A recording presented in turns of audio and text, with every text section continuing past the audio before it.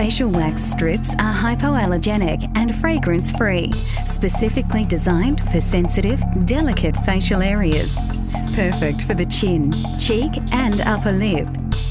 Start by briskly rubbing the strips between your palms and slowly separate the double strip into two.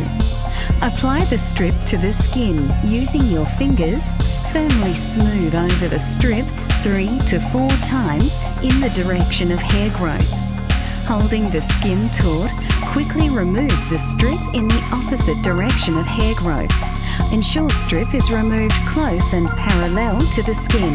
The strips can be used more than once by folding the strip in half and massaging between your fingers. Continue to use until no longer effective. Remove any leftover wax with the post-calming oil wipes